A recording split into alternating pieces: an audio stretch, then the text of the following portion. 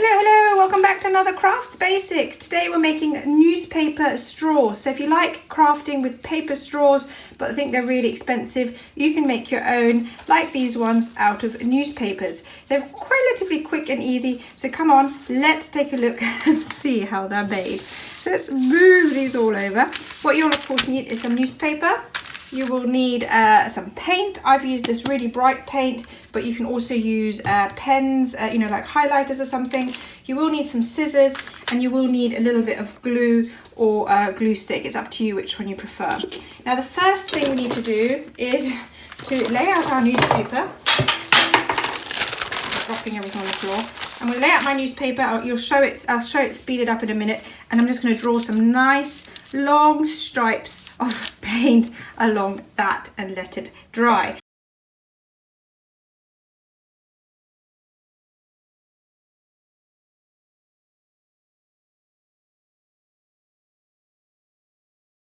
Okay, as you can see, these are fully dry now.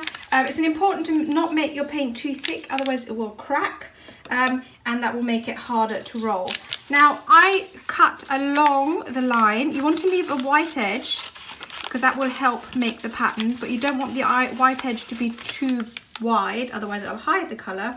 And you probably want to have, I don't know, about 4 centimetres across.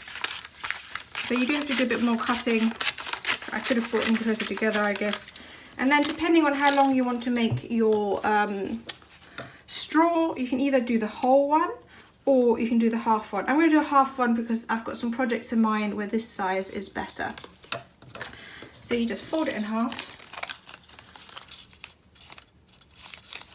and then you're ready for the rolling. So I've got a whole bunch of these.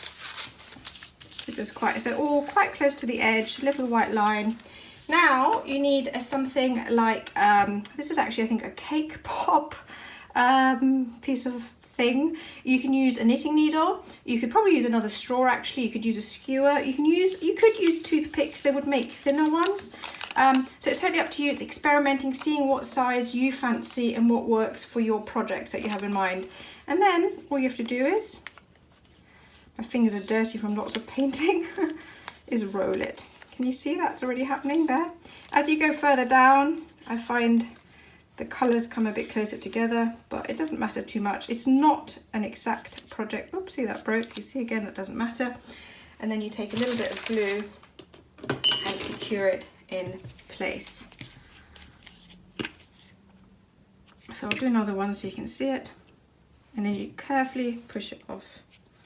There we go. So again, another one. You can experiment with what angle you push this on. I think about this is good. Oopsie.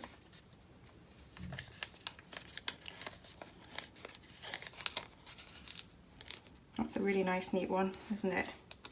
And there we go. Let that dry. And that's how easy it is to make your own straws. Now, if you do crafts, which will be linked in here, and you can take a look, where you need to cut them, you do need to add extra glue as you go along. So you might, for example, put a bit of glue along the whole line, otherwise it will come apart and then you have a bit of a problem.